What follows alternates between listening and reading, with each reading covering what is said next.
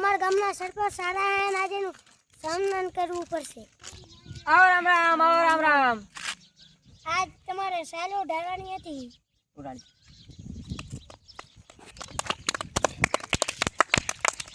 તો તમારે ગમે ત્યારે કામ પડે તો આપણા ઘરે આવતું રહેવાનું. આપણા ઘરે 24 કલાક દરવાજા ખુલ્લા છે તમારા માટે. તમારે ગમે તે કામ હોય તમારે ખાલી મારા ઘરે આવી જવાનું બસ.